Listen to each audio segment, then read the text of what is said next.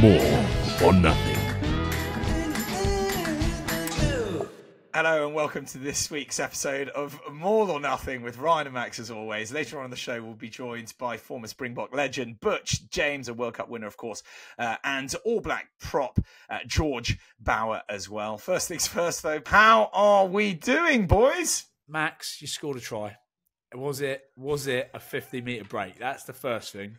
And how's your weekend been? Mate, it was a pick and goo. And it was actually... I was pretty happy with it. As far as pick and goos go, it was a decent one. A little bit of a dive at the end. I managed to flop over the first barrage of defenders.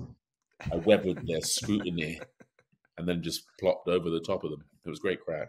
I did see it. I saw the try. I went and had a little look because I was so happy when you put it in the group. Boys, I scored a try. Well, look, you sort of, you get your head stuck under them and they think you're going to slip in underneath, but then suddenly you pull that big old Swede out and just hop over the top of them, eh? Lovely. What was the celebration? It was like a thumb up, but like, what was it? I was dust, mate. I don't know. I was just like surprised. But you know when you were so excited you didn't know what to do. You're like, yeah. So the last one of those I messed up against, as we spoke about on the pod many months ago against Perpignan. So I was like, do not mess this up. So as I was flying through the air, I was having like mad anxiety that I wasn't going to ground it or like Tommy Pearson or something like peanut punch it out of my arm. So when I dusted it on the grassy green turf of Frankman Gardens, I was so relieved. Then that's what happened at the back of that. I was like, nothing was very sincere about the celebration, but we got something out. That's a good win, eh? You boys, 2 from 2? 2 from 2, mate. Midlands Giants felled, and then we've got Harlequins on Saturday at home, so that'll be good crack. Probably just a score off like last time. See, you score, we score, you score, we score, you score, we score for like 80 minutes. Yeah, give the fans what they bloody want for the game. Yeah, absolutely. Well, boys, I tell you, for me, it was almost like the beginning of the end. It was quite sad. What do you mean? There I was. My first official Warriors game not being a Glasgow Warrior.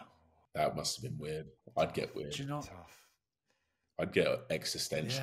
Yeah, it just felt wrong. It felt wrong. And then I was obviously on comms and the punditry stuff, and they're like, "Oh, great to be back." And I was like, "Is it?" You could tell they're like, "Excuse me." I was like, "Well, is it? Is it? I'd rather be out there, wouldn't I? Playing with the boys." Did you bring that energy to the comms, didn't you? That sort of negative energy. Right at the beginning I did, because I thought it'd be quite funny. But I'd do it with Mike McCarthy, who is an odd bloke at the best of times, but he got even weirder. We were just going at each other, just trying to annoy each other. Like, I'd take a bite of my pie during commentary, and then he'd ask me a question about the scrum whilst I've got a mouthful of pie, and I'm like, well, you can't eat pies because look at you. Acting like children until right at the end he tackled me to the floor during the live commentating. And then we were like rolling about on the floor like children. But yeah, it was a good day out. It's a bit different. I'm the roaming reporter, so I was like in the change room with the boys before. Did enjoy your Ollie Kebble, by the way, pulling him aside. Just FYI, was very funny. Yeah, big Ollie Kebble made some break through the middle, and I made a reel of it. It was quite funny. He basically dropped the ball in open play, like panicking, like a prop. But I feel like that's the good thing about it. I feel like I'm close enough to the game still that I can, because I've not officially retired actually. So there could be, there's hope yet. Boys, imagine. By the way, I was thinking today, imagine getting down to Miami. Sharks. Is that what's on the cards? Have you put well, in my mind it is, yeah. Have you put the feelers out? I've put the feelers out, but you just never know, do you? You just never know. But yeah, like I say, this is therapy, right? This is therapy. Let's use this as therapy. I just feel worthless. Mate, that's not even, shouldn't even laugh about that. That is a serious, like, normal thing, though, isn't it? Boys, it's fucking weird. I genuinely feel like all the reason for me is gone. Oh, mate. I went out and saw the boys doing lineouts today, and I was like, I could fucking easily do that. What am I doing? Why am I not down there doing lineouts? I should be somewhere doing lineouts because I can easily do it. And I've only got 2 more years left of being able to do it, I reckon. So why am I not doing it now? What do we do? How does it work? Max, how does it work, Max? How does it work? Well, your agent needs to get on the blower. I've not really heard from him for the last few weeks. I think once I disappeared to Marseille for a while, I think he was like, right, well, bloke's gone AWOL. It was like Niko Matawalu all over, but me. But anyway, listen, let's not worry about me too much. We'll get on with what we're here to talk about. I'm really worried now. Looking forward to next week because we're going to be in the studio or wherever together again. I cannot fucking wait to see you boys. But also, what's next week, Max? Halloween. Halloween. Thank you. I'm glad we're on the same page. I think we need to dress up next week. I'm down. I'm in. Yeah, okay. So is that it? We're going Halloween standard theme, but I think myself and Max should choose Mark's costume and we'll bring it for you, Mark.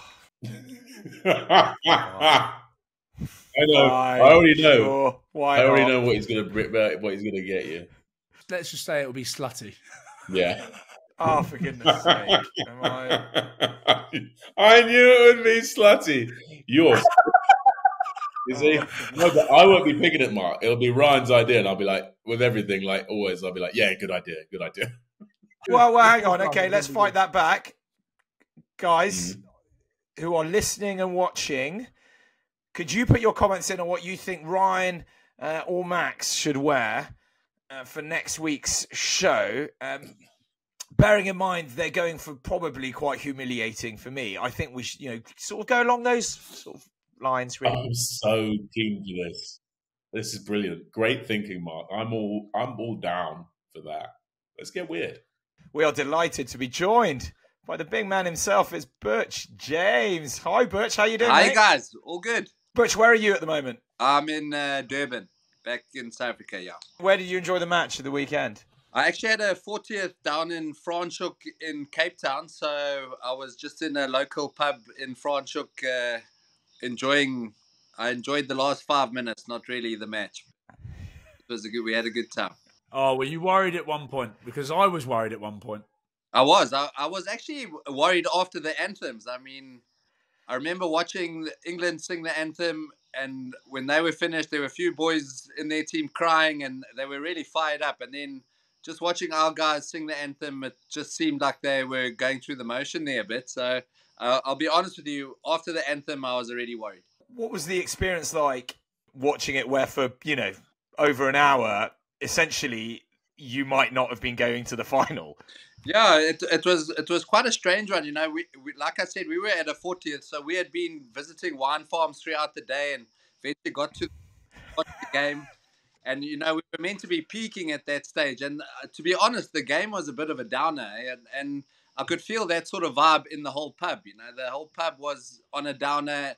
But it did escalate into a lot of ecstasy once we won the game. So I think everyone in South Africa was down and had that feeling that, it looks like we're not going through to the final. But I think that's what maybe made the joy after the game that much bigger, was how we actually snuck through and got out of jail there. Look, we weren't really in that game at all, maybe for a couple of minutes. And I still can't believe how we won that game. Butch, from your perspective, we'll go into the nitty-gritty of the actual match, but have they got enough in the tank now, the Bokke, to go again, bearing in mind what happened in the quarterfinals, then the semi-finals? It's a hell of an ask to go and try and beat the All Blacks now in the final. Yeah, I think that's going to be the challenge. Us as supporters, I mean, I'm absolutely drained. I feel like I'm starting to get a bit fluey, and I think my body had enough. And I suppose when you're on the field, you don't go through so many emotions like we would as spectators, because you're in the actual war and in the game. So I think emotionally it's probably not as hectic as being a supporter, but it's still 2 massive games of rugby that you got to get through physically, with probably 1 day's less rest than the New Zealanders will have now. So that will be the challenge. But in saying that, it's a Rugby World Cup final. So if you can't get yourself up to play 80 minutes in a Rugby World Cup final. I don't think you ever will be able to. I know and I understand they've played 2 massive games in the build-up, but I feel that it's a World Cup final and they should be able to get themselves up for it. Butch, I don't think that's the rugby that's taken out of you. I think it's the constant piss-ups No. over the last 8 weeks, mate. It's also got quite a bit to do with it. But, yeah. That's why we're quite lucky in Scotland, because I don't think the Scots could go all the way to the final getting that pissed every weekend. But from your perspective, which was the luckier of the 2 matches, the quarterfinal or the semi-final? I think the luckier was probably the semi-final. I think we at least played a little bit against the French, whereas against the English, I thought they didn't allow us to play. They played so cleverly. They played a very similar game to what the Springboks normally play, but they just played it better.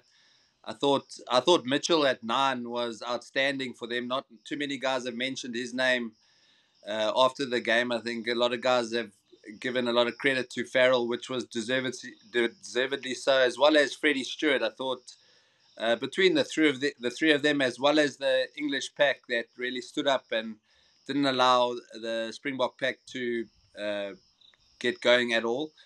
So for me, I think the Springboks, they only played with Ergie Snyman's try. That was the only little passage of play they were allowed to play, and they were lucky enough to get a try from that. I thought that was the only part of the game where England were maybe not didn't have the same intensity for that little passage from that line out, where I think it was Fourie broke and then Ergie with the carry over the line. I thought defensively they didn't have that intensity like they'd had the whole game. But besides that, the Springboks didn't get to play, where at least against the French they played a little bit. So for me, this last game was definitely the luckier of the 2.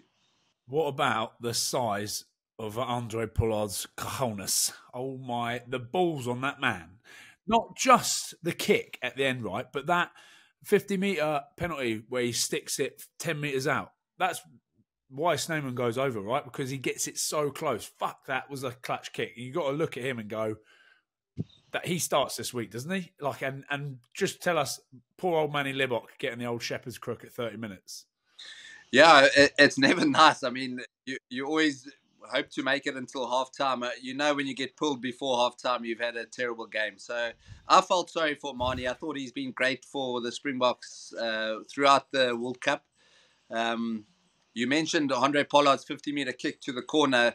To me, when I'm watching the game and I'm watching Mani Libbok and he's not finding those 50-metre booming kicks to the touch 5-10 metres away from the try line, that's when I know he's having a poor game. And he's, because for me, that's his biggest strength. And on Saturday, it wasn't there, his touch kicks. And then, of course, I think the conditions as well. You know, I think it was pretty hard for us to see the conditions on TV. But according to those guys that were there, and Mark, you're obviously there, apparently the conditions weren't great. And I think we saw that with Jamie George's throw into the line-out, that it was pretty tough conditions to handle the ball. That happens with kicking as well.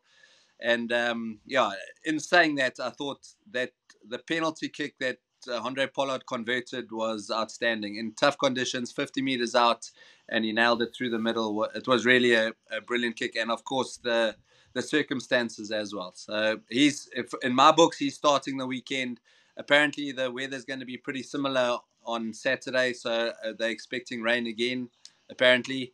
And then in that case, I'm going with Andre Pollard to start, and that would be my only change actually in the team. Not to keep banging on about how amazing Pollard is, but bearing in mind he's basically played no rugby over the last sort of 4 or 5 months, is it kind of incredible that he's here and you're already saying, right, he's got to start, not just come on and be that clutch guy at the end? Yeah, but I think it's just a testament to the player that he is. You know, I think I remember watching him as a schoolboy. I think I chatted to you guys last time about this, when he was a schoolboy playing for the SA under-20s and doing a similar thing against New Zealand in the final for the South African under-20s when he was still at school. You know, I think from then on he already showed the good BMT that he had, and Obviously, since then, he's gained a lot more experience in those sort of circumstances. So for me, he's got the BMT, and he seems to just slot in again once being injured. I think the coaching staff have also eased him in nicely back into the squad. Of course, the challenge will be on Saturday. It's going to be high intensity, a real tough game, and you almost want him, or you're almost going to need him to go the full 80. You're going to want him there if at the end, when in the last 5 minutes, if there is a penalty to win the game, you're going to rather want him on than Marnie. So in that regard, that will also be the challenge, is getting him through a full 80 if they do choose to start him on the weekend. Fuck, what would you boys have done if you hadn't pulled him in, eh? Like, do you think the silver lining of Malcolm Marx's injury is that you managed to get Pollard in the squad? Like, what would have happened? Yeah, exactly. Look, obviously, Marnie would have had to carry on playing for the full 80 there on Saturday. So who knows? Maybe he would have turned the corner at halftime and played better. You just never know what's going to be thrown at you. But obviously, before the World Cup, there was a bit of disappointment and a bit of bad luck with a few of the likes of Andre Lukanyam and Lut de Jager not making the squad through fitness. So, they've been quite fortunate to be able to get the guys back. Of course, there was all that speculation. We had 4 scrum halves, or I think we still got 4 scrum halves in the squad, and we all thought that one of them was going to maybe pick up an injury, But unfortunately for the likes of Malcolm, he's got injured, and it's allowed Pollard to come back. And in saying that, I think Malcolm's a huge loss. Now, to take nothing away from Bongi, I think Malcolm, the two of them are world class, and we have to keep one of them on for almost the full 80. Do you think it was like a masterstroke bit of genius from Razzie, or do you reckon he was absolutely panicking? Because when the camera would pan to the box, you could see, like, where the coach's box was, you could see all the coaches losing their marbles.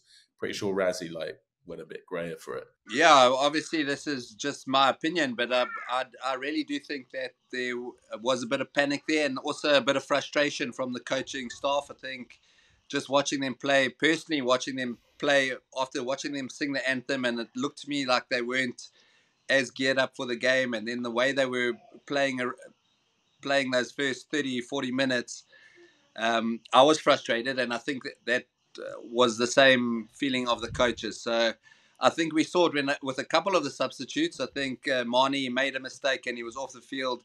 Kobus Reinach made a mistake off the field.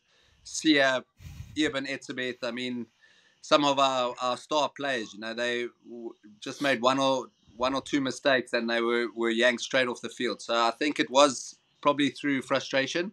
Definitely not a master stroke. It's easy to say now in hindsight after seeing what happened. And of course, the Pollard really did come out on and settle the ship down. So that was probably a good call, but I think it was all reactionary. And the innovation just carries on. The balls are still there from Big Rassie, calling the old scrum on the 22 mark again. Boys, I didn't think we'd see it again. I genuinely didn't. And it didn't come off as well. They didn't get the pen, but they still exited well. How good is that to see, Butch? I love it. Yeah, I thought that one was a bit better than the one the previous week. I think the previous week one, it was almost a 60-meter loss, and it was quite a strange call. But I thought this one was good. It was the right time to try get that penalty. The scrum was dominating the English pack now, so I thought that was a brilliant call and the right call. And I think from then on the scrum did dominate, and I think probably also alongside Andre Pollard's kick, the scrum was what actually won us the game there. When you saw, Butch, the sort of raft of changes from the English front row, the starters having done very well,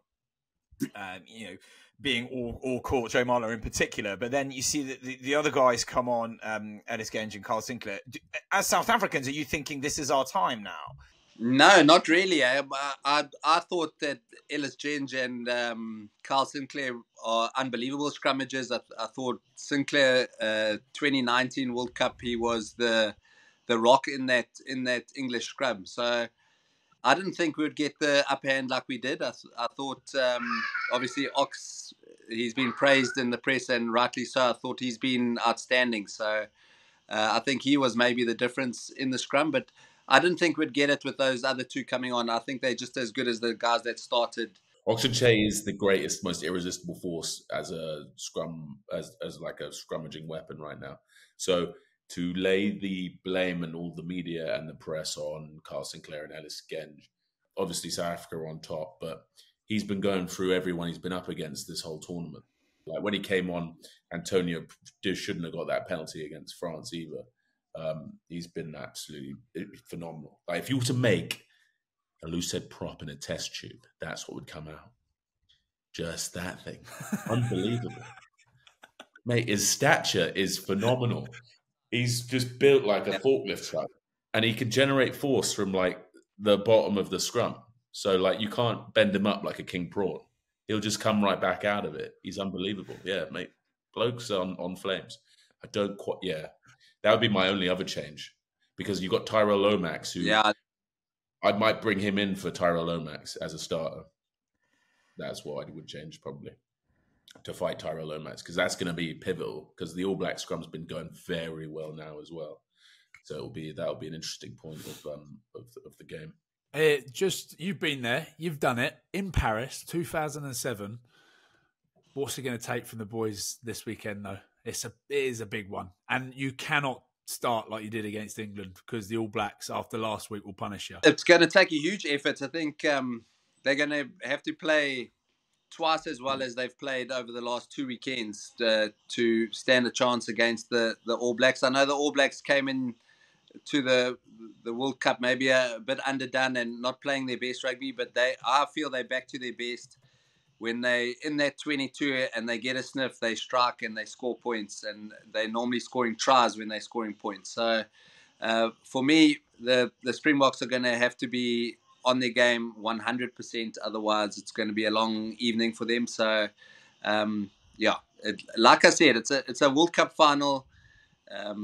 You've got to empty the tank, give everything you got, one last 80 minutes, and you can be the world champion. So it's going to be a huge effort from the Springboks, but I'm really looking forward to it. I think it's going to be a great game, and I just hope it's not another 1-pointer. You know, I don't know if I'll be able to handle it. Talking of long evenings, how good was the night out after that 2007 win in Paris? No, it was good. I mean, obviously, we played at the same time as they've been playing there now, 9 o'clock. So the game finished around 11, and with the celebrations around the field in the change room, we only probably got back to the hotel around 1, and we had a lot of our family and friends at the hotel in our team room. And to be honest, I can't remember going to bed, but it was pretty late. And then we had an early start in the morning to a function, and then on to the World Rugby Awards. So it went on for a while, and then of course on the aeroplane on the way home, it carries on. And then we had a great ticker tape parade planned back in South Africa, which also went on for a few days. So it was long, very long. Oh, that's a great point, because I've been to the World Rugby Awards dinner, but the one in Monaco, and it was like it wasn't after the World Cup, whereas so it's so different, isn't it? Because World Cups I've been in, we got knocked out pretty early. So like we were sitting around for 6 days waiting for flights home. So we all just got pissed because we were waiting to go home. Whereas I suppose they can organise it. You're in a World Cup final. The next day is, you've got functions on, and then you've got the awards dinner. They must be absolutely blind drunk at that. Yeah, I remember our one because obviously it's quite a formal event, but most of our boys had been going for a couple of hours already. And I remember it was only really our section where the noise was coming, when there's always someone trying to give a speech and talk, but there's some rowdy crowd, and that was unfortunately us. You always want to be well-mannered and well-behaved, but it was pretty hard. Did you find new depths of fuel in the tank for like this 9-day bender where, after sort of 3 or 4 days, you're like, oh, but you do it on the flight, and then you get home and then you see the reaction from your people at home and what it means. And there's that just suddenly you're re-energized and you realize I can actually drink non-stop for a week and a half. A lot of brandy and coke, my man. No, it's just, look, I wasn't on the brandies. Just the Afrikaans guys were clapping the brandy, but I've only just recently started quite enjoying it. But I'll be honest, I couldn't go all 7 days. I definitely had 1 or 2 days where I just hung out in the bottom of the bus and took it pretty easy. I was done. So, but yeah, you do. I mean, it's hard not to try to get up and go again. But I'll be honest, I could never go all 7. Who was the best? Was it something like Skulkberger? I've heard. Skull can go for 7 months. Oh, how good. But just get your thoughts on, obviously, coming up against the All Blacks, but how much of a difference do you think it will make that South Africa, played every other team in the top 6, Scotland, England, France and Ireland, while the Kiwis have lost to France and then just thrashed Argentina? Yeah, I think it's a good point. I think sometimes when the teams do take an easier path to the final, it probably plays to their detriment because they haven't really had those tight, tough games. But I feel like the All Blacks game against Ireland was the perfect game for them just to get themselves ready for a final. Of course, Argentina was a bit of a easier one for them, but I think they would have been ready from the Ireland game. And I think although they had the easier semi, I think it might benefit them that they did have a bit of an easier semi and were able to maybe give their bodies a little bit more rest and get them ready for the final. They'll be ready. That Ireland game was enough in your mind to just set everything up. Yeah, I think so. I think obviously they had a tough opener against France that they didn't win, and then this Irish one was a nice tough one just to get them ready. Predictions for that final? I'm not going to bet against my guys, so I'm going for the Springboks to win, but they're going to have to play out of their skin. For me, I'm not just saying this because, but I do believe that the All Blacks will be slight favourites. So it's going to be a tough game for the Springboks, but I'm going to back the Springboks to win. Think now, Max, that's been Brian come on and said underdogs. Malcolm Marks last week against England said, we're not. There's too much humility. Come on, boys. There's way too much humility going around. The All Blacks are too humble. South Africans, everyone's too humble. It's too much humility. But yeah, I don't know. It's the flip of the coin, isn't it? Really? Yeah, I say it's 50-50. I felt the 50-50 the last 2 weeks, the French and then the English game. For me, it was all 50-50. No way, man. Don't tell me you didn't think. I certainly did. Simon Zebo certainly did. We thought you were going to put 25 on the English. Did you actually think that last week? No, I was nervous for last week's game the week before. I don't know. I think they were holding back for this one. But final couple, if you guys win, where does Sia Khaleesi rank in the sort of pantheon of Springbok greats? I would say if this team win on Saturday, I would say this is the best Springbok team we've ever had. And of course, they've been led and guided by Sia Khaleesi. So he'll be up there in the top 3 greats of Springbok rugby, that's for sure. But I really do. I feel they've had a tough couple of weeks, a tough draw this year. But I would rate this team as our best team we've ever had. Be honest though, Butch, right? So you guys win again. You're the only team to have then won it 4 times. Does that bring sort of brand Butch James down a little bit? Because you kind of got World Cup winners everywhere. Yeah, it definitely does, But I'd much rather that the guys won again. And I don't mind bringing the Butch James brand down because it really does. I mean, I'm sure you've seen a few of the videos going around, and I know our guys are pretty vocal and can be pretty irritating on social media and so on, but it really does bring our country together and unites us like nothing else in this country. So I'd much rather relinquish being one of only 100 Springboks to win the World Cup. I'm happy to figure there. Butch, thank you so much for coming on, for your time. Appreciate it. Love catching up with you and finding out your thoughts on everything rugby and everything that's going on in your life. But thank you so much for your time. No, it's always good fun being on. Cheers for your time. Nah, good luck, Edward. All the best this weekend. Good luck. Go the Bokke. Yeah, there we go. We just want to say again a massive thank you to our sponsor, Wolf Craig. Thank you so much for your continued support. Again, you can jump on the website at wolfcraig.com. They've got their lovely 14-year-old triple sherry cask out at the moment, which we enjoyed far too much. Well, I did a few weeks ago. And hopefully, Max, boys, Mark, we might be doing a tasting with the legend that is Sir Richard Patterson OBE next week. If we can get things sorted, he'll be giving us... That's going to be wasted on me, but I appreciate it. It will not, Max. It will be incredible. We'll shoot a little bit of content, and that's why I'm asking people to make sure they jump over the link tree and have a little look. Subscribe to all our stuff because we're going to get some funny old content out there. But thank you very much again to Wolf Craig. Head over, grab yourself some gin, grab yourself some whiskey at wolfcraig.com. Wolfcraig.com.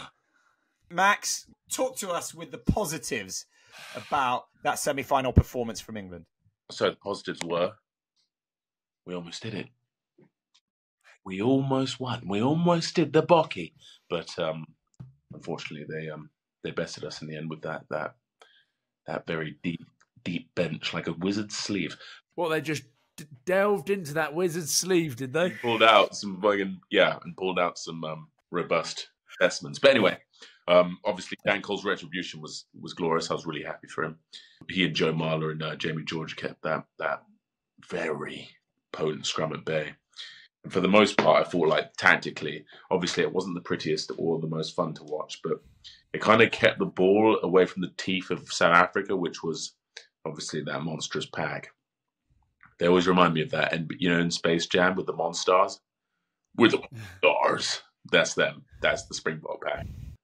Freddie Stewart was unbelievable. Corny Laws has been quietly brilliant all tournament. Yeah, he has been good, eh? Courtney Laws has been unreal. And even at the weekend, he played fucking well. Yeah, he's phenomenal. He's phenomenal. Ben Earl, obviously. Oh, mate, it was a heartbreaking way to lose, though, wasn't it? I mean, you almost prefer to get absolutely flushed down the toilet than the way it went down in the end. But yeah, I don't know. Would you? Because I feel like England have almost earned back so much respect just from that game. Like, they've just stumbled through this World Cup, not really playing well at all, not knowing where they stand, and then suddenly they have a performance like that against the Springboks, and suddenly it's like everything's all right again. You're like, fucking English rugby's all right. It's crazy to think one game can change it, but I genuinely, even I felt like fucking fair play watching it. I was like, I thought this was going to be an absolute mauling. Owen Farrell's boot, by the way, they're going to miss that. Like that drop goal, boys. What about that drop goal? And did you see how he looked? How the fuck did he know where the camera was? Because he dropped goal and then he looks into the camera and gives it the old ridiculous. It was so good. I don't know. Don't you think he's got one more in him? Or do you reckon they'll sack him off? Yeah, well, you know, after my rant at the beginning of this, I hope he never gives up. Yeah, I reckon he goes again. Mark, talk to us a little bit more about, because you were obviously in the stadium, right? What caused the ruckus at the end? From where we were, Willie LaRue, as soon as the final whistle goes fucking runs right up in the grill of, it was hard to, of two England players, and I couldn't tell actually who it was, but all of us were like, what the hell is going on here? But like proper celebs, and the rest of the South Africans have been brilliant, and actually it was all good around there, but just in that moment, and then it was the spark, right? It didn't need, it wasn't the right moment to be doing that sort of celebration. And then it was handbags and handbags and handbags. Is that shithousery part of his arsenal? Because I never he's that kind of bloke. I don't know. It was weird. It didn't, he's always looked like he was quite cool and he's obviously a hell of a player. But it was a really bizarre and bad way to end that. Although it's not the big point, like, the rest of the South Africans seemed so respectful. But it was just maybe something happened within the game of games, and he's just got his revenge. Speculate, go. Well, it's crazy to think they went the whole game losing. So even the players, like that emotion at the end is like the relief 78 minutes of losing and thinking this is it, it's getting away from us. Like we're playing against an England team that haven't fired a proper shot the whole tournament, and we're going to lose. And then that relief of the last 2 minutes finally taken. Like, imagine that feeling in a semi-final of a World Cup. Fuck. Like, yeah, but everybody else, all the other players turned to their teammates. Yeah, whereas he just came. Whereas he just fucking straight lined it to the England players and were like, eh. Oh, he's played in the Premiership for a while, hasn't he? So maybe there's some been going on, a little sledging, a little gamesmanship within the game. But yeah, it's patriotic ecstasy just in the face is a bit lewd, especially given the nature of the victory. But well, sport, eh? Lawrence Delanio, after the game, just happened to be, we were both sort of walking towards each other at the media section, and he looked fucking fuming, like genuinely angry. Yeah, he's come out and he said that was a terrible refereeing performance. What's his main point of dispute? Is it that last scrum? Yeah, well, he said the referee won South Africa the game. I mean, he's gotten quite big. I don't know, it's tough. You give up three decisions previously. Any 50-50 decision after that, the ref's likely to award the other scrum. So, as a team, you've already put yourself in a hard place. It's the momentum of a game and like the perception from the ref of who the dominant pack is. Once that happens, it's a really difficult battle to win. Talk to us about that scrum then, Max. All the controversies around. I saw BJ Botha online as well. He had an interesting take. He said that if a loose head goes to his knee, that it's illegal. He said so the law is that if a loose head goes to a floor, if his knee touches the ground, that's an infringement. But I always thought it was just to keep the scrum stable, because if you go to your knee, it kind of falls down. But he thinks that a loose head gets an unfair advantage from such a manoeuvre. I don't know if I agree with that fully. I think it's whenever a loose head's gone to his knee, you can sort of just slam the whole scrum down on him. Do you know what I mean? It's not like, I don't think it's that profound an advantage. But anyway, I'm getting lost in the weeds a little bit. But what should have happened there is he's called it up, but why did he wait so long? Why did he wait so long? Why did he let it develop so long? He's clearly seen him touch the floor. Then he's let it just manifest and seen what happened. So I think he should have just reset it, especially given the gravity of that scrum. And then I think everyone could have got past that. But right now, the laws are the laws. So technically, he can award it, but it's the way he's awarded it. It just seems wrong.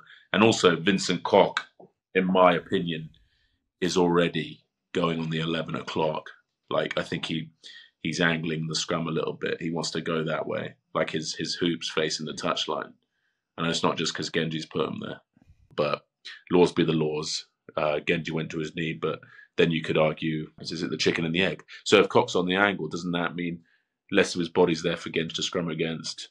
Did that cause his knee to slip? Oh my God, we're going down that multiple rabbit holes. How do we figure it out? Well, scrums will always be points of debate and controversy. It will always be this way. They're just difficult things to. And then people will talk about, well, you better get rid of them.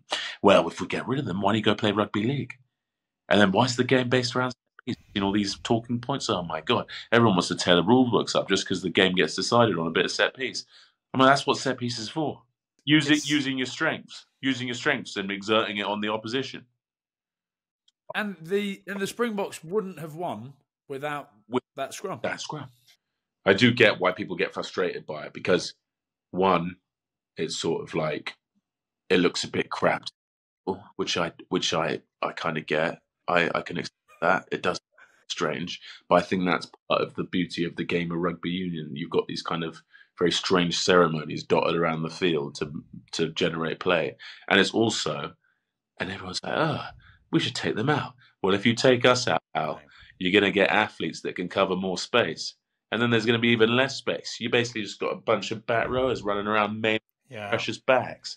A quick word on New Zealand versus Argentina, that semi-final. Very sad to see the Pumas not put on a performance that we know they can and have put on You know, it's quite recently they've beaten the All Blacks in New Zealand. Let's not forget. Yeah, I know, but let's talk about just their World Cup campaign. It's been pretty poor, hasn't it? Why is that? Oh, What do you reckon's happened there? Looking at the Argentina-Wales game, you're like, they didn't really play that well to beat Wales. Would Wales have put up more of a fight against the All Blacks, or are the All Blacks just that fucking good at the moment? Like, are they, like, they were class. They got within their 22 in the first half like 3 times and came away with 3 tries. Sam Whitelock, by the way, how fucking good is he? You see a dogged, horrible bastard. He is. He's got a neck beard as Oh, well. mate, it looks... He's like Team Wolf. Yeah, mate, all the Whitelocks out there pig hunting. They're just out there with their hands. They don't even need the pig dogs. They just do it themselves. They transform into fucking werewolves and they just, like, stalk them themselves. Yeah, he's a savage. Love him. Brody Retallick. Turning back the hands of time. But it's good to see those boys still going hard, though. How good. You believe he could potentially have 3 World Cups? He could have won 3 World Cups. Did you know that All Blacks would have been in 5 World Cup finals? There's only been 10. That's fucking absolute madness, boys. And he's going to have won 3 of them if they do the job this weekend. But he was fucking incredible. I'm just looking at it thinking that's going to be hard to deal with. And I know I said good luck to the Bokke, and I worry about upsetting our fans because we've got a lot of Bokke fans in here. I think it's going to be a tough day at the office for the Springboks. Hang on, don't forget they got spanked in the opening game by France. That Springboks beat. Let's not forget France thrashed. And I know I'm still sitting here wanking off my French lad, but they beat them by 14 points. It wasn't close, was it? Yeah. See, now you've made me question myself. You bloody well should with statements like that. That's outrageous, mate. Argentina punched themselves out. It was like watching Ali in the Thriller in Manila.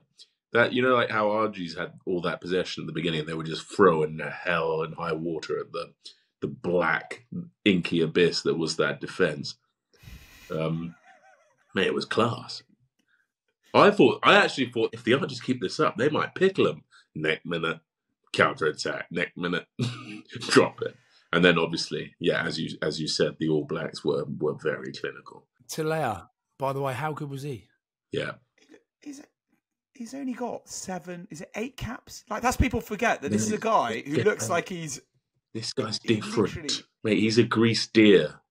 He beats more he breaks more tackles than like one of those game Black Marlins. He's unbelievable. Like, it's insane. I love watching him though. He's cracked because he's not that big.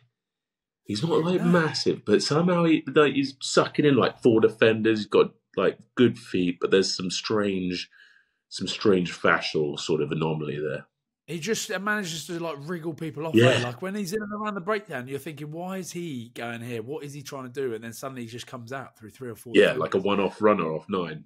Boom. And then Will Jordan just sort of strolls in and takes the plaudits though, because he's done all the hard work. And every time you just got Will Jordan on the end of him. And then let's get on to that. What about Richie Mounga? I know. Not giving him. He was like, you know what? Fuck you. I don't want you to have that record. I did like it off though. Ian Foster goes, he played off as he did if he didn't know. He was like, "Oh, really?" He's like, "Oh, well, it keeps him hungry for next week, eh?"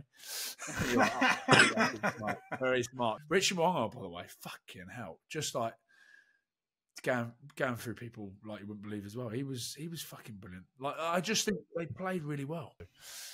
Keep hitting us up in the comments section, especially on MAUL or Nothing on Instagram. We need to keep growing the following there, so get on there, comment, and let us know. But just flicking through some of our YouTube comments, boys. People are absolutely loving the show. Max, you'll like this one.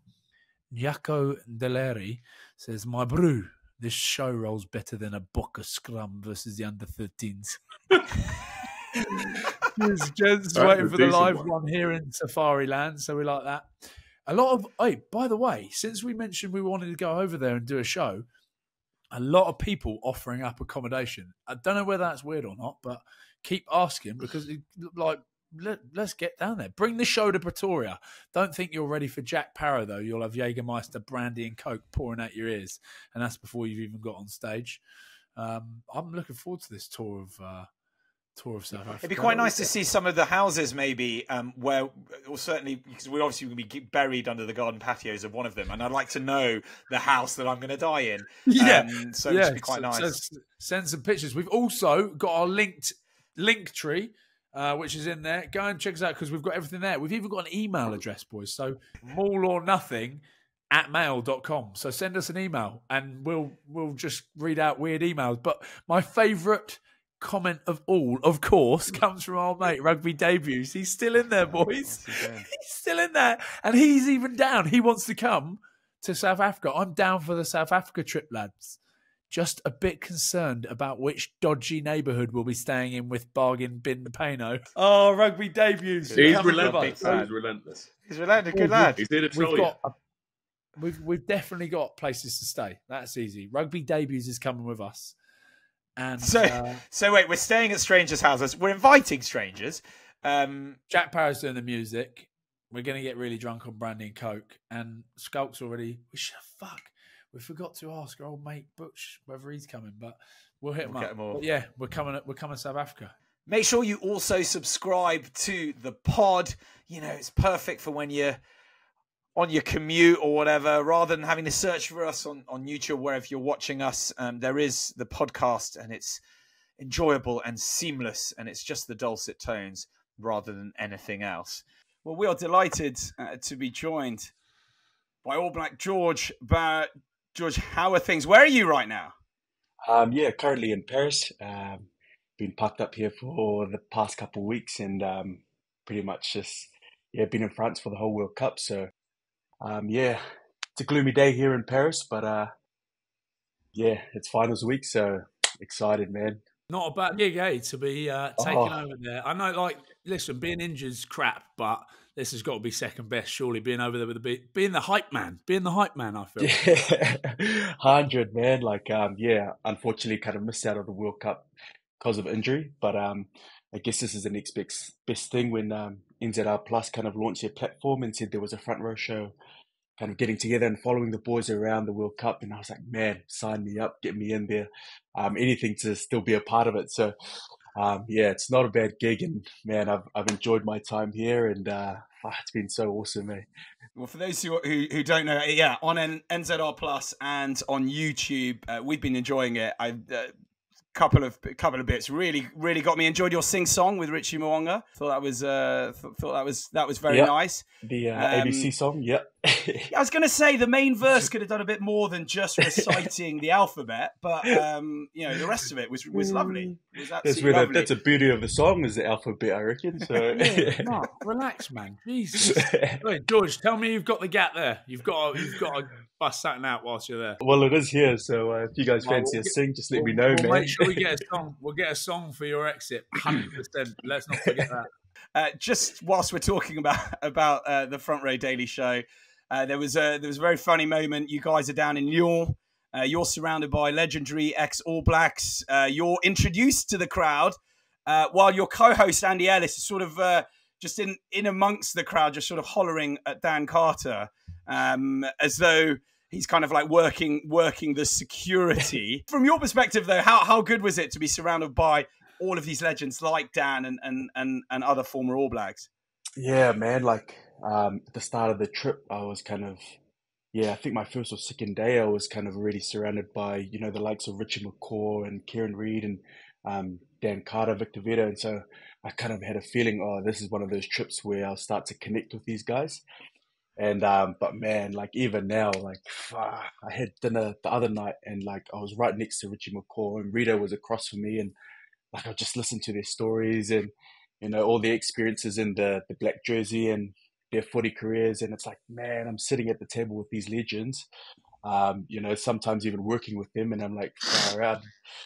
It's pretty special, man. And it's definitely, something I'll go away and tell all my friends and family that I was sitting next to, the GOAT Richie and having dinner with him and things like that. But, I guess that's what this trip's been filled of. It's kind of connecting with, past players and not only for the All Blacks, but from other teams as well, Australia and some of the South African and Argentinian players as well. So it's just been one of those trips where I've been able to meet some of them and kind of meet my idols and some of my heroes and just talk to them and have just a normal chat. So it's definitely been some special times. Yeah. I don't reckon there's another sport, right, that you could get away with what happens at a Rugby World Cup. You think like, because I've been down in Marseille and like you said, you get to meet all these guys, but they're in mingling with the fans. You got like Tano Mounga, Wasali Sareve just walking down the middle of the road at Marseille and people just grabbing him.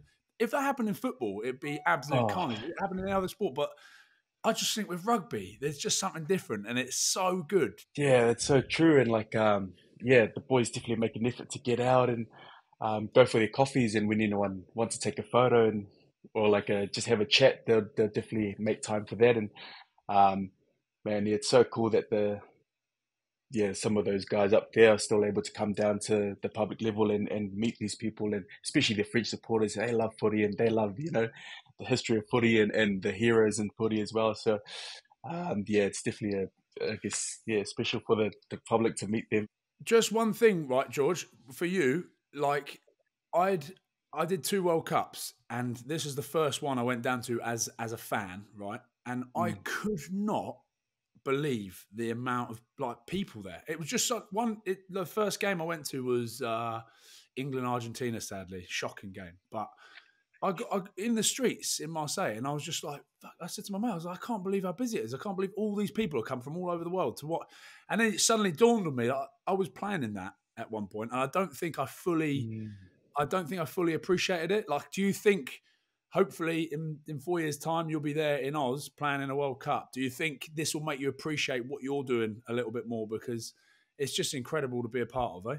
Yeah, that's definitely something I kind of realized as well, sitting in the crowd and like just being a spectator, being a fan, but then just realizing how many eyes and how many people are there, cheering for 2 teams, cheering for, 2 teams of 23. And so, yeah, kind of, you're focused on the game, but you don't really kind of acknowledge the amount of fans that are there as well. So, I'm definitely next time I'm out there, just definitely give a bit of acknowledgement to all the fans and things like that, because there's so many of them. You don't realize there's a footy player until you're actually sitting back and watching, and you're like, far out. All these people are here just to watch 2 teams play, and the French, man, they've been awesome, eh? Like, far out. Even though their team's not playing, it's just French there, and they're singing their French chants and songs. You can't help but join in, eh? Marshall, Marshall. Far out, man. It's so awesome, man. The South Africans when they ruined it, eh? They fucking knocked them out. Bloody South. Oh, man.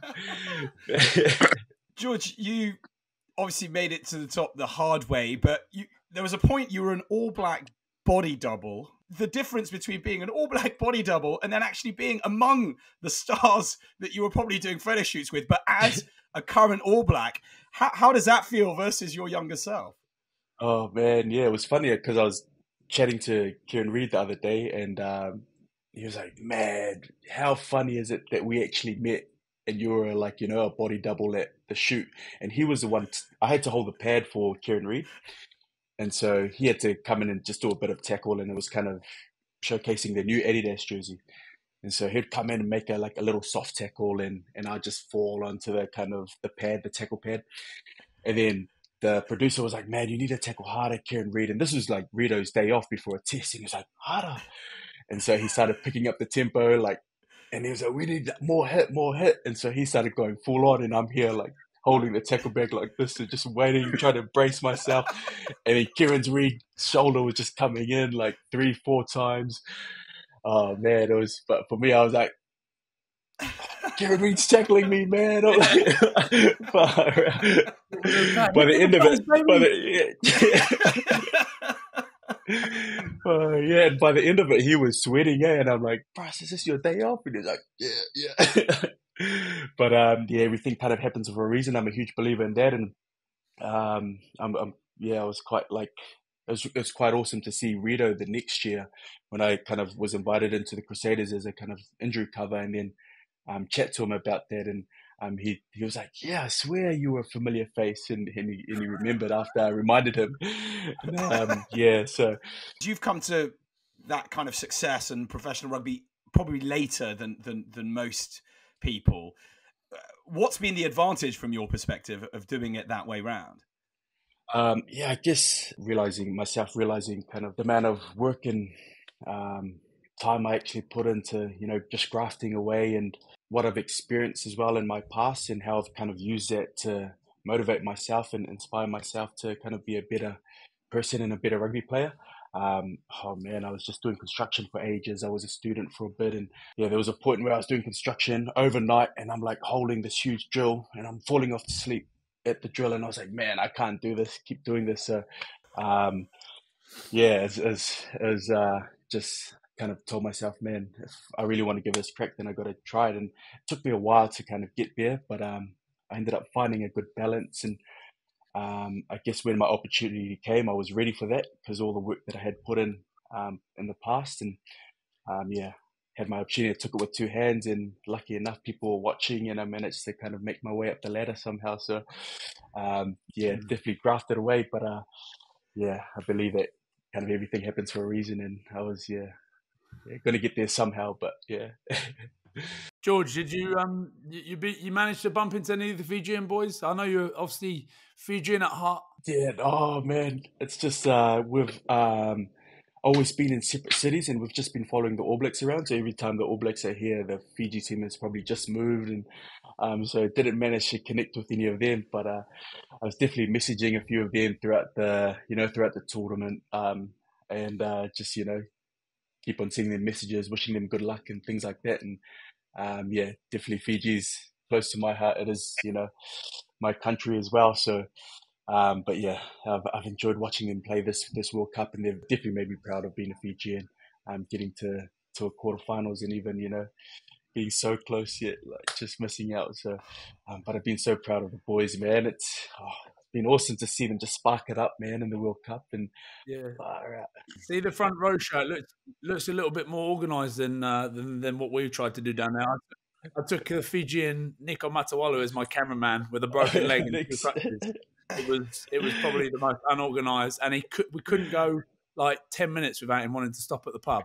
Can we go film my beer? I was like, Nick, no, we've got to go and do some filming. What's my beer? My leg is sore. Well, you sound just like him, man. Unreal. I think I saw some of his Instagram stories, man, and I was like, yeah, he's in it here. He's sending it, man, and he was made an effort even with his crutches. He was like, man, he's not going to let that stop him. He was just didn't fuck, and he didn't even tell me that he was on crutches. He said, "No, I'm off. I'm out the boot now." And I was like, "Oh, sweet." So he's going to be all good. And it turns out 2 crutches, no weight allowed to put through it. Oh, it was an absolute liability. I can always make you laugh, man. I met him for the first time last year in Wales, and he came to meet me and Shannon Frizzell and Richie Mounga.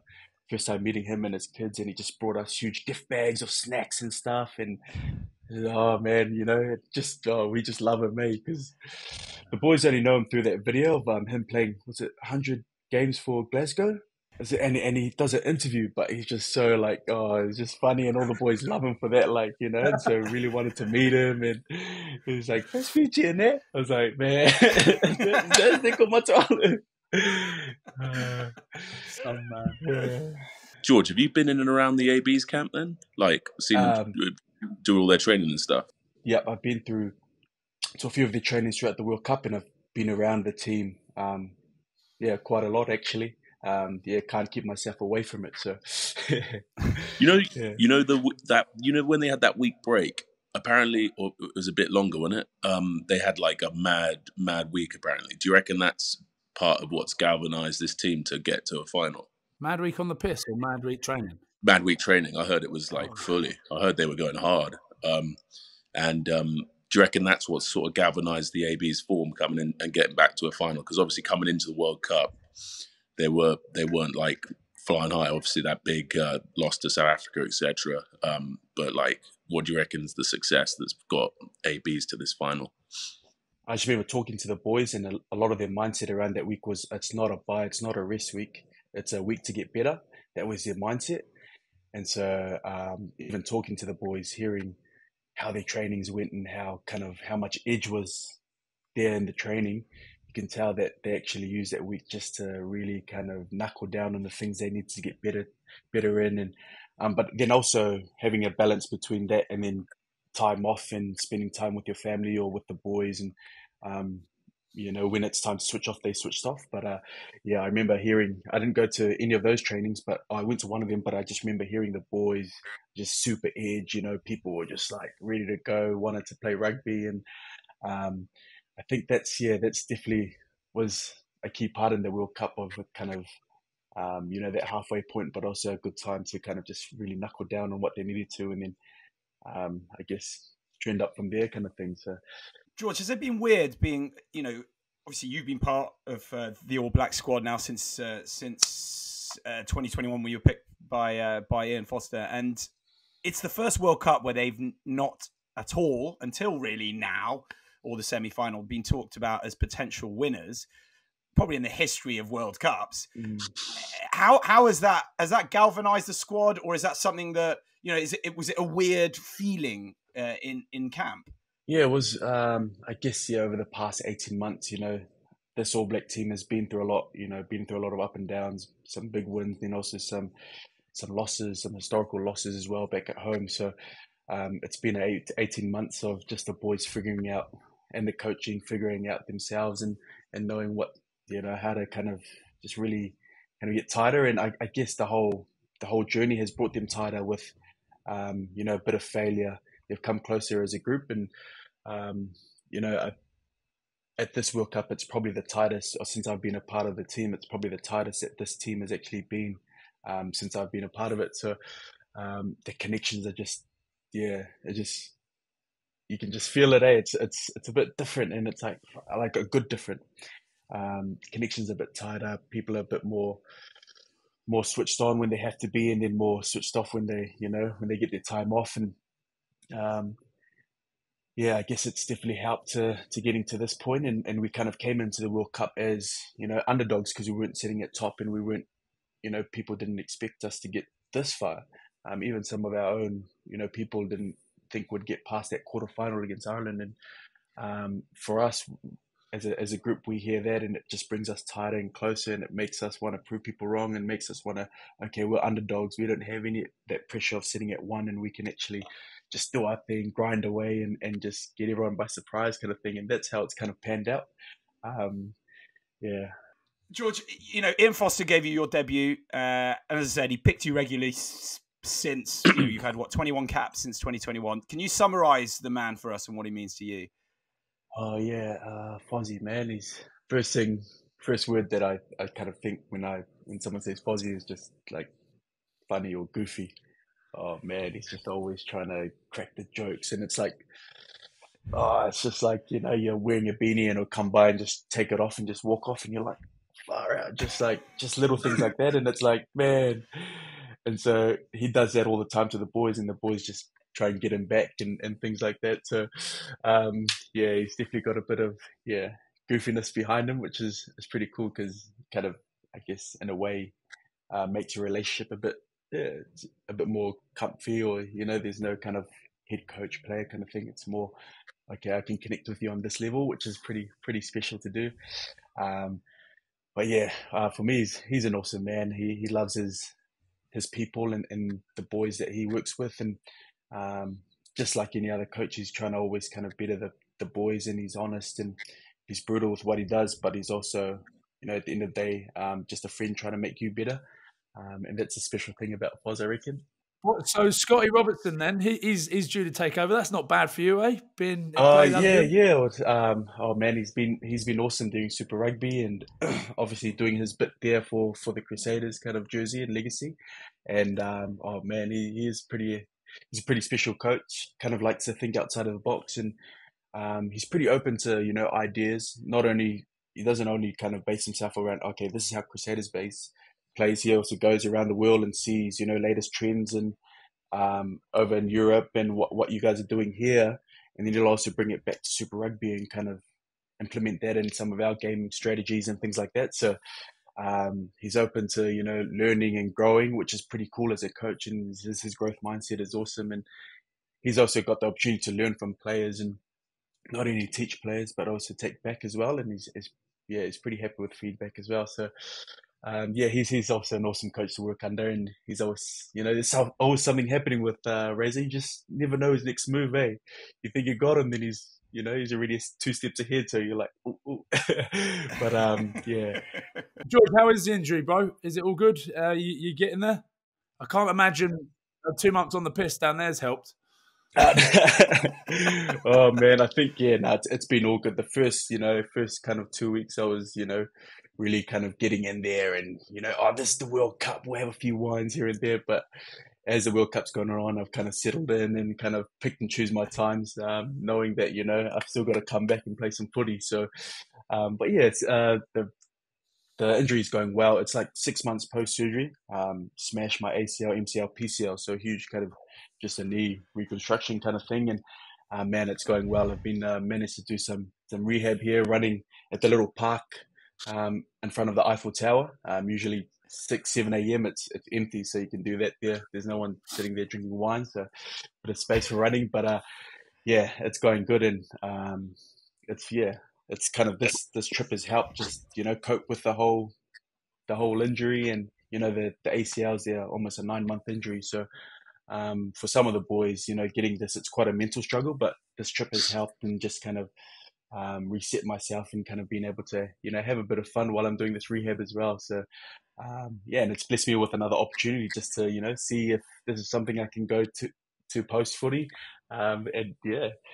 But yeah, should be back for preseason. Yeah, 100% is, because I've watched some of the stuff and it's been so funny. So you've definitely got something there after rugby if it all fails. Have you had access to the All Blacks physios as well? Yeah, I have. And I was talking to All Blacks physio Pete Gallagher, nutritionist. She's sending me protein. Like she picked some protein up yesterday. So yes, yeah. that. I actually also in Lyon, like I had ripped my boot running, so I asked. All Blacks, do you have a spare boots? And like, yeah, chucks me some new Addies. I was like, yeah, sweet, we'll take that. So, yeah, they've definitely still kind of connected with me and, helped me up, knowing that I'm on return to play. So, and I should be ready to go, hopefully, for the Munster game and Bristol game over in Ireland and the UK. Oh, yeah. How good would that be? Oh, man. I'm buzzing for that. Me and Sevu Reece, we had our surgery a day after each other. So I had my surgery a day after Sevu. And so we're kind of on that same time frame coming back. For that time. But it's funny, man. We both had our surgery. So we're like in our house for like 2 weeks, flat together as well. So we live together. I live with Sevu. So you can imagine, man. 2 ACLs just hobbling around the house. Oh, man. And then his partner at the time was just about to give birth. So we had 2 ACLs on crutches, can't wait there. And then his partner was giving birth, so the house was just so like, can't believe we got through it. But it's been awesome having my Sevu on the journey as well, and being with him during this injury journey. I didn't think it would be the same without him, kind of thing. So it's probably been the best case scenario of an injury. I'm working with one of my best friends, so. Yeah, that is so true, eh? And I've seen you boys being the hype man back at Saders. Yeah. So, that was old Richie Mounga. He was like, man. So usually during like finals, Crusaders will get a DJ in for our power sessions. We'll hire in a DJ and he'll come in like blasting and just get the boys out for the finals. And last year's DJ was pretty average. So Richie was like, it was. So Richie was like, bro, George, Sevu, we need some hype this weekend. It's quarterfinals. We need you guys semifinals. We need you guys to hype us up. So I had some like cycling, Lycra or whatever it's called. And I was like, Sevu, mate, we'll just rock this. Boys are about to get ready for a power session. I'll bring my karaoke speaker and we'll just go in and blast the boys.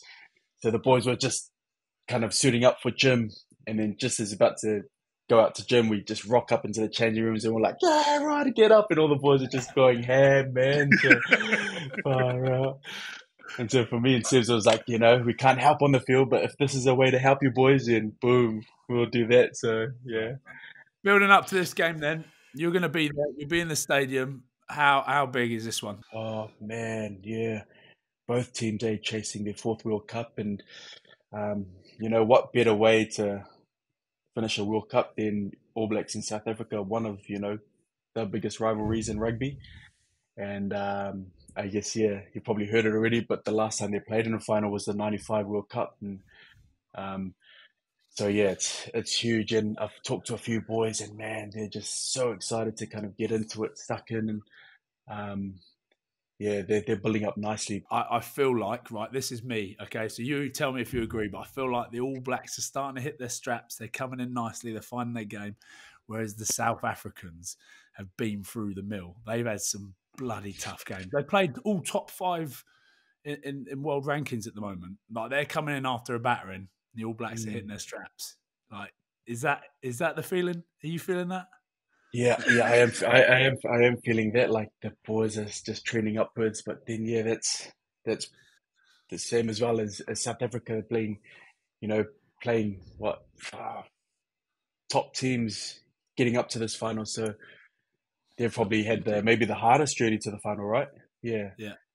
Does that take it out of you, or does it give you confidence, do you reckon? Yeah, I think for me as a rugby player, if I had done that, I'd definitely take confidence from that. Knowing that we've actually worked to be here, and I guess the tone of their rugby game has been set, and they know what standard they have to play at to get through. So I'll definitely take confidence out of that if I was South Africa. But then yeah, I guess it's just that All Blacks is always sitting in the back of their mind kind of thing, and so, but they did give us a good dust up heading into this World Cup. So I know that the boys will still be holding a few receipts up from that as well, and not only the motivation from playing in a World Cup final, but also these boys got us last time, man, and they're our foe, so we can't let that happen again, kind of thing. So yeah, man, I'm so jealous that you're going to be there. I wish I was going there. to be unbelievable. But World Cup finals, the form book goes out the window, doesn't it? The hacker sounds, everyone gets weird, and patriotic ecstasy takes over. It's going to be wild. George, give us your thoughts on the bomb squad. Man, yeah. For me, I think it's pretty cool seeing the bomb squad come on and just really kind of put our front row names out there, but then again, if you're playing them, it's like no, please, no. Oh no. But yeah, it is a pretty cool kind of way to bring on your front rows. See, front row is always kind of ready to go and just want to scrum. So bringing a bomb squad on, and then recently South Africa adding their atomic bomb squad on, and just bringing the whole bloody 6-7 players.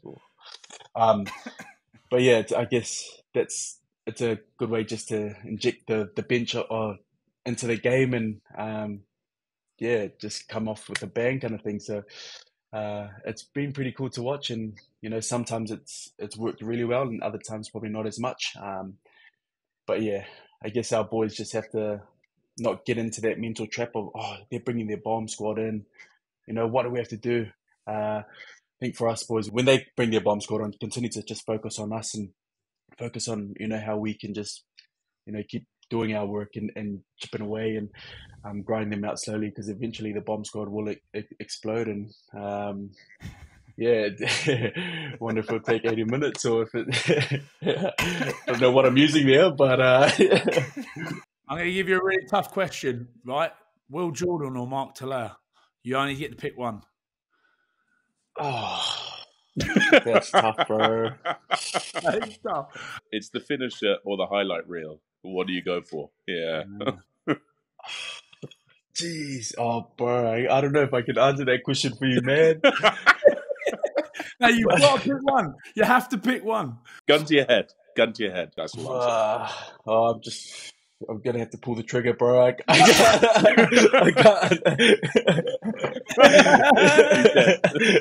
Oh, I love that. I respect it. What about, so harsh, Wilson? You, good mates with Richie Mounga, right? Talk us through the chat that's happened since he didn't give the record-breaking pass to Will Jordan. I was actually with him last night, but I didn't want to ask him, I was actually with him and Will Jordan, So, but I didn't want to ask him, to kind of bring it up. And but I just know that probably Will Jordan would have been like after the game to Richie, he was like, mate, why did he not give me that pass, kind of thing. Knowing Will, and he would have been like joking around, but really inside he would have been like, But I haven't had that chat with any of the boys yet, eh? It'll be all right. I'm sure he'll break the record this weekend. Yeah. He'll get one. Who were you most starstruck by, George, when you surrounded by all of these stars? Yeah, I think definitely, mate, Richie McCaw still puts me on a bit of an edge when I'm with him. Like, I still can't act straight when I'm with him. Like, just like, whoa, just always kind of like, ooh, ooh, ooh. Everyone else, I'm all good, but like, Richie's still a bit of an edge when I'm with him. So, he kind of still a bit of Star Trek every time I see him, and just because he's just a legend, and he's one of the players that I've just idolized and looked up to growing up, and even though I'm a prop, but I still kind of enjoy watching Richie and him lead our country over the years he was involved, kind of thing. So, yeah, Richie McCaw. Is your co-host Andy Ellis? Is he still playing? No, he retired last year, and he was playing in the MLR, and that was his last year, and then he's kind of put rugby aside. So he has retired, eh? Yeah.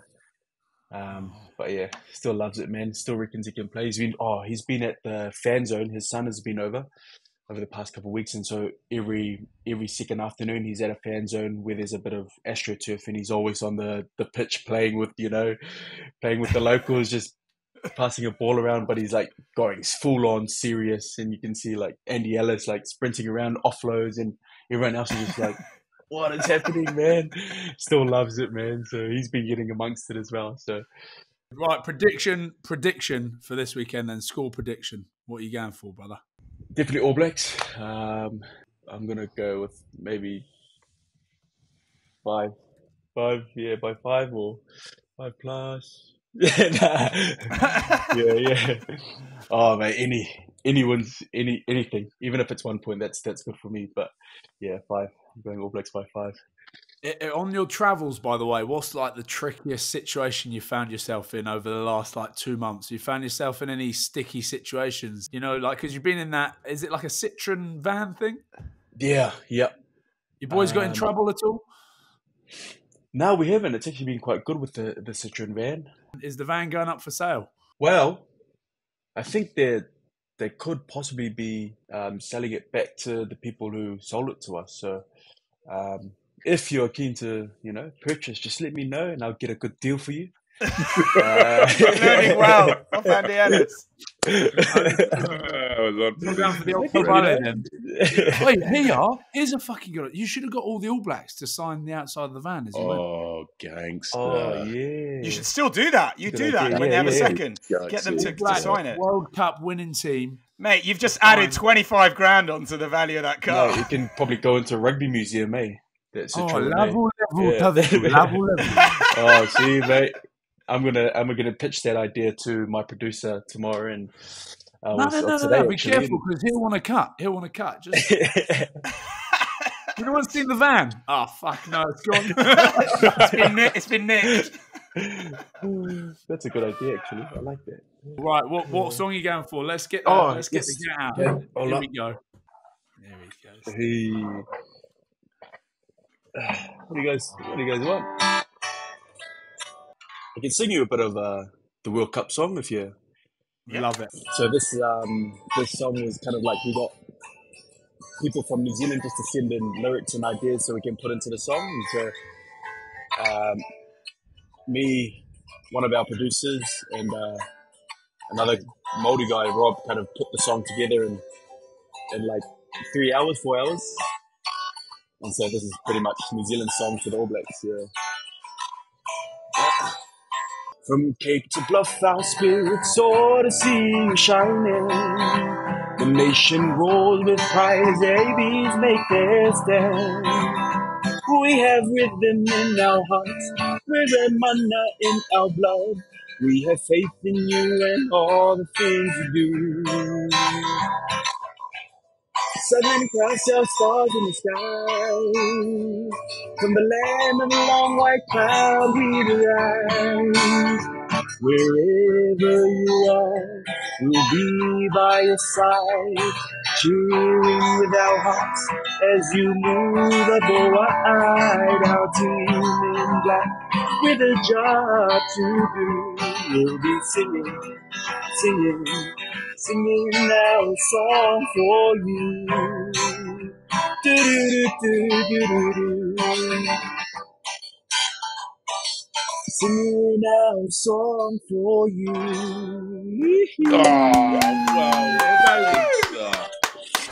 ABs all day now. I'm fully on the Like, ABs. ABs. Let's go, ABs.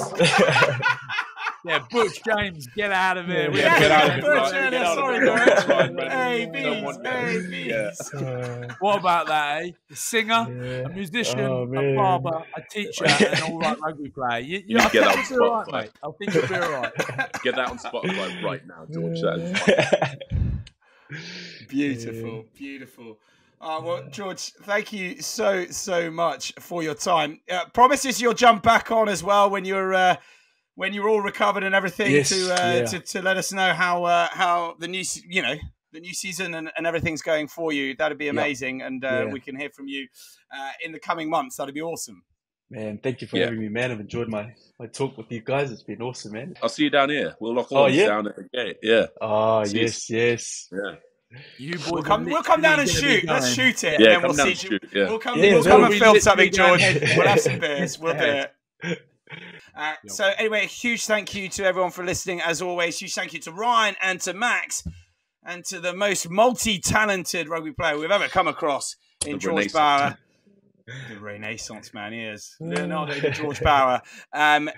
George, good luck for the All Blacks at the weekend and also in your recovery as well. We're hoping for the best.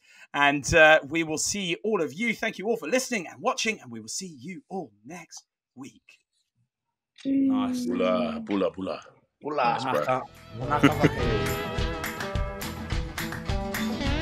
More or nothing.